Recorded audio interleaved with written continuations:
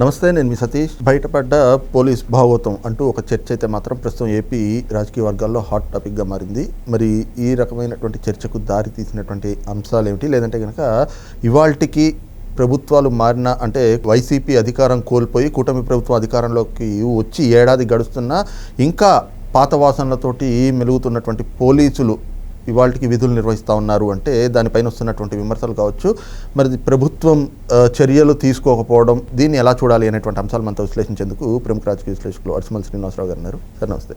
నమస్కారం అండి. సార్, ముఖ్యంగా అనేక ఇన్సిడెంట్స్, ఒకటి బోర్గడ్డ అనిల్ కావచ్చు, నందిగాం సురేష్ కావచ్చు, లేదంటే కనుక మొన్న గోరంట్ల మాధవ్ చేబ్రోల్ కిరణ్ మీద దాడి చేసినటువంటి ఘటన కావచ్చు, ఆ తర్వాత సింగయ్య మృతి, వీటన్నిటిలో కూడా కీలకంగా వ్యవహరించారు వైసీపీ నాయకులతోటి ఇంకా అంటకాగుతున్నటువంటి అధికారి. మరి ఆ అధికారికి సంబంధించినటువంటి ఐడి కార్డు వైసీపీ నాయకులు, ద్వితీయ శ్రేణి నాయకులు అనేక మంది దగ్గర ఐడి కార్డు కాపీలు అవి పట్టుకుని తిరుగుతున్నారు. అంటే ఇవాళకి వైసీపీ నేతలతో అంటగావుతున్నటువంటి అధికారులు, మరి ఎలా చూడాలి ఈ పరిణామం? ఇప్పుడు వాళ్ళందరి మీద చర్యలు తీసుకుని తీసేయాలంటే ఇప్పుడు సగం మందిని తీసేయాలండి. జగన్మోహన్ రెడ్డి హయాంలో వాళ్ళందరూ కూడా బాగా లబ్ధి పొందారు. ఎలాగంటే రాజకీయ నాయకులు ఎలాగైతే కొల్లగొట్టేశారో వీళ్ళలో కొద్దిగా కరప్ట్ అయిన వాళ్ళందరూ కూడా కొల్లగొట్టేశారు. వాళ్ళతో పాటు వీళ్ళకి ఓట వచ్చింది కాబట్టి వాళ్ళు దోషుల కింద లెక్క. కాబట్టి కొన్ని విషయాల్లో అవి బయటకు రాకుండా ఉండాలని వీళ్ళు ట్రై చేస్తూ ఉంటారు. అర్థమైందా మీకు? జగన్మోహన్ రెడ్డి చాలా తెలివిగా వీళ్ళందరినీ ఇన్వాల్వ్ చేసాడు. వీళ్ళు ఇన్వాల్వ్మెంట్ లేదనుకోండి స్ట్రిక్ట్గా పనిచేస్తారు. తన హయాంలో అధికారం ఉంది కాబట్టి నోరు మూసుకొనుకున్నా వీళ్ళకి అవకాశం వచ్చినట్టు తోలు చేస్తారు. అలాగే ఇప్పుడు పనిచేసి వాళ్ళు నిజాయితీ కల రాజశేఖర్ బాబు ఇలాంటి వాళ్ళు కొంతమంది నిజాయితీ పరులైన అధికారులు ఉన్నారు. వాళ్ళు ఉండబట్టి సగం మంది నిజాయితీ పరులు ఉంటారు కదా, వాళ్ళు చేస్తున్నారు. మీరు చెప్పిన అధికారి నిజమే, వీళ్ళు బోర్గడ్డ అనిల్ లేకపోతే అతను భోజనాలు పెట్టించాడని అప్పుడు వార్తలు వచ్చినాయి. అతని మీద చర్యలు తీసుకున్నారు, మందలించారని అన్నారు. కానీ మరి సింగయ్య విషయంలో కూడా అతను పాత్ర ఉందంటున్నారు తప్పుదారి పట్టించడంలో. అంతేకాకుండా వైసీపీ అధికారులతో బాగా స్నేహంగా ఉంటా, వాళ్ళతోటి వ్యాపార భాగస్వామ్యాలు ఉంటా, ఏకంగా ఆయన ఐడి కార్డు వాళ్ళకి ఇచ్చి టోల్ గేట్ల దగ్గర కూడా ఆ 100-200 కడతాను కూడా దీన్ని వాడుతున్నారంటే ఎంత పడుగు పేకలాగా పెనవేసిపోయారు వాళ్ళతోటి. మరి వాళ్ళు మరి ఇంకా డ్యూటీలో ప్రధానం గుంటూరులో రాజధాని ఏరియాలో ఈ కూటమి ప్రభుత్వానికి నా సూచన ఏంటంటే, రాజధాని ఏరియాలో ఉండే అధికారులు మీరు ఎవరు ఏమనుకున్నా ఏరి కోరి మీ సన్నిహితుల్ని, మీకు కావాల్సిన వాళ్ళని, మీ పార్టీకి లాయల్ గా ఉండే వాళ్ళు ఏమీ మొగమట్లేదు. పార్టీకి లాయల్ గా ఉన్న వాళ్ళు వేసుకోవాలి. చంద్రబాబు గారు అంటే అభిమానం ఉన్న వాళ్ళు వేసుకోవాలి, లేకపోతే కూటమి ప్రభుత్వంలో ఉన్న వాళ్ళు అభిమానంగా ఉన్న వాళ్ళు వేసుకోవాలి. ఎవడేమనుకున్నా పర్లేదు. ఎందుకంటే రేపు పొద్దున్న రాబోయే రోజుల్లో అమరావతి అనేటువంటి ప్రెస్టీజియస్ ప్రాజెక్టు, అక్కడికి అనేక కంపెనీలు, ప్రపంచ ప్రఖ్యాతి కంపెనీలు వస్తున్నాయి. మీరు అక్కడ అభివృద్ధి చూపించాలి.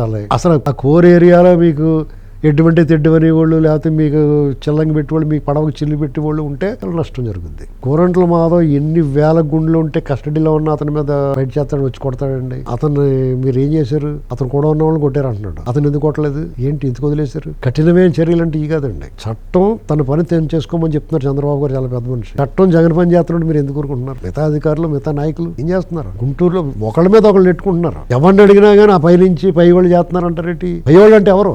ఒక ఎంపీయో, ఒక మంత్రో, లేకపోతే ఒక ఎమ్మెల్యేయో, మీరే కదా పైన ఉంటారు కార్యకర్తలు వీళ్ళందరికంటే కూడా. మీరే పై వాళ్ళు అంటే లోకేష్ గారి మీద తోసేస్తున్నారా? ఇప్పుడు ఇంకో ఈ అధికారి సరిగ్గా లేడని ఒక ఎమ్మెల్యే నిలదీస్తే ఉండిస్తారు అతన్ని. మీరు ఎందుకు మాట్లాడతలేదు? మీరు కూడా మీ లెవెల్లో మీరు చేసే పనులు మీరు చేస్తున్నారు అంటే ప్రజలతో ఆడుకుంటున్నారు, అంతే కదా. ఇప్పుడు అధికారులు మీరు చర్యలు లేనప్పుడు, మీరు వాళ్ళ మీద సరైన కఠినంగా వ్యవహరించినప్పుడు వాళ్ళు అలాగే చేస్తారు. వాళ్ళు తప్పే ఉంది.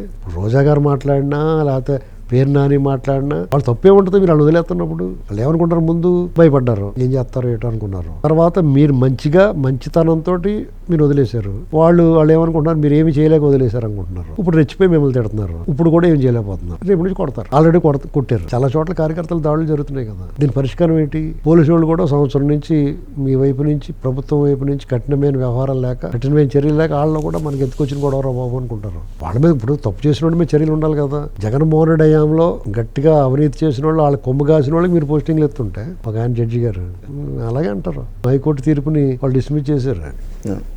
బాబు అలాగే ఇచ్చారు. వాళ్ళ వాదన వినకుండా ఎందుకు చేయాలో తీర్పుని రద్దు చేశారు. ఇప్పుడు చెప్పాలి. పైగా జగన్మోహన్ రెడ్డి గారు న్యాయవాదులు అందరూ, ఒక జడ్జి గారు స్టేట్మెంట్ ఇస్తే న్యాయవాదులు అందరూ కలిపి ఆయన మద్దతుగా చెప్పారు కదా. అదే జగన్మోహన్ రెడ్డి గారు హయాంలో కనుక ఇలాగిస్తే వెంటనే ఆ జడ్జి గారు గతంలో ఏం చెప్పాడు, ఏం చేశాడు అవన్నీ తీసుకొచ్చి ఈ న్యాయవాదులు అందరి మీద కూడా బురద జల్లిలాగా వాళ్ళు చేసిన తప్పులు ఏమైనా ఉంటే వాటితో మళ్ళీ వాళ్ళు తిట్టిస్తా, మళ్ళీ వాళ్ళ ఎదురు గ్రూప్ తోటి పెట్టిస్తారు. నిర్వీకారంగా వదిలేశారు. దాని అంతరాత్రి నడుతులే మనం పర్మం చేసుకుందాం అనుకుంటున్నారు. వాళ్ళు నడవదండి. జనం ఇప్పటికే చాలా దారుణమైన నిరాశ నిస్పృహలకు గురై ఉన్నారు. మీరు పథకాలు ఇస్తున్నారు కదా, ప్రభుత్వం బ్రహ్మాండం చేస్తుంది సంక్షేమం, కంపెనీలు తీసుకొస్తున్నారు ఆయన్ని. ఈ ఫ్రూట్ కొంతమందికి అందుతుంది. మీరు తయారు చేసిన వంటకం జగన్మోహన్ రెడ్డి ఉన్నప్పుడు ఎవరికి అందిందో ఇప్పుడు కూడా వాళ్ళకే అందుతుంది. మిగతా వాళ్ళకి మానసిక ఉల్లాసము, ప్రశాంతత, లా అండ్ ఆర్డర్ ఉన్నాయి. అవి ఏది ఉండాలి కదా డిఫరెన్స్. ఇప్పటికీ ఆ భయం అలాగే ఉంది కదా. ఇది పెద్దలు గమనించాలి. దీని మీద ఏదో ఒక సీరియస్గా తీసుకోవాలి యాక్షన్. లోకేష్ గారే మెయిన్. పవన్ కళ్యాణ్ గారు కూడా వాళ్ళ బ్యాటరీ తీస్తారు, పవన్ కళ్యాణ్ గారు దిల్లేదు. ఆయనలో దూకుడు కూడా తగ్గిపోయింది. ఇది చాలా నిరాశ నిస్పృహలకు గురైన క్యాడర్ ఇది. మాకు అన్ని వైపుల నుంచి ఈ రిపోర్ట్లు వస్తున్నాయండి. వాళ్ళు మాట్లాడుతూ ఉంటారు. ఇప్పుడు కూడా మెసేజ్లు వచ్చినాయి ఇందాక నాకు. ఈ ప్రభుత్వం చాలా సీరియస్గా తీసుకోవాలి ఈ విషయం. ఎందుకంటే అభివృద్ధి, సంక్షేమం, ప్రజలకి వాళ్ళకి మనం ఏదైతే చెప్పొచ్చామో అందులో అభివృద్ధి, సంక్షేమం గురించి చెప్పారు. అలాగే లా అండ్ ఆర్డర్ వీళ్ళందరూ తోలు తీస్తామని కూడా చెప్పారు. అది కూడా చేయాలి. చేస్తారని ఆశిద్దాం.